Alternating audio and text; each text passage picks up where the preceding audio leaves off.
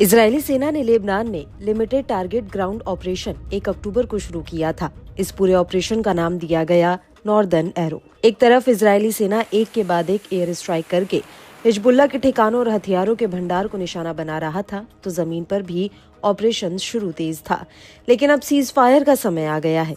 Israeli media के मुताबिक Netanyahu ने मंगलवार को एक अहम घोषणा की, जिसमें उन्होंने हिजबुल्लाह के साथ युद्ध विराम की पेशकश की। इसके साथ ही नेतन्याहू ने यह भी स्पष्ट किया कि इजराइल किन शर्तों पर यह समझौता करेगा और किन परिस्थितियों में वह लेबनान पर फिर से हमला कर सकता है। जब से सीज फायर की चर्चा शुरू हुई, उसके बाद से लेबनान की तरफ से हिजबुल्लाह के हमलों में भी कमी देखी गई है।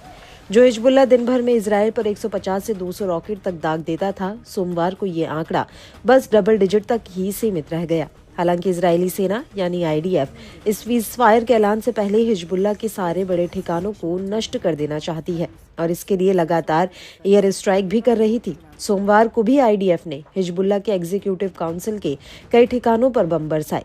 ये हिजबुल्लाह की सुप्रीम बॉडी है।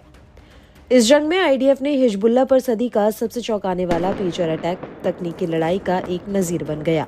पेजर अटैक के जरिए जब 3000 से ज्यादा हिजबुल्लाह के आतंकियों को एक साथ निशाना बनाया।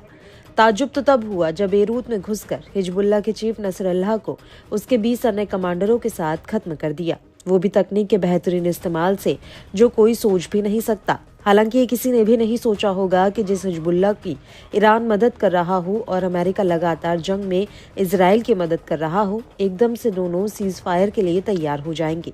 साफ है कि डोनाल्ड ट्रंप के आने से पहले बाइडेन कम से कम इस जंग को रोकने का क्रेडिट ले लेना चाहते हैं। वैसे इजराइल और हिजबुल्लाह के बीच इस सीज फायर से संयुक्त राष्ट्र के शांति सैनिकों की चिंता भी खत्म हो जाएगी। UNIFIL के ठिकानों पर जहां हिजबुल्लाह ताबड़तोड़ रॉकेट बरसा रहा था, तो वहीं इजरायली सेना भी अपने टैंकों के जरिए इसके पोस्ट में घुसी जा रही थी। इजरायली हमलों में अब तक 45 लेबनानी सैनिकों की मौत हो चुकी है। यही वजह है कि सीज फायर से ठीक पहले लेबनान की सेना को इजरायली सेना की तरफ से निशाना बनाए जाने को लेकर नाराजगी जताते हुए चिंता भरा बयान भी जारी किया गया। बहरहाल इजराइल और हिजबुल्लाह के बीच सीज फायर से न सिर्फ लेबनान के आम लोगों को राहत मिलेगी, साथ ही जो भी इस जंग से बचने के लिए सीरिया और अन्य जगहों पर शरण लेने को मजबूर हैं, उनकी भी घर वापसी हो सकेगी।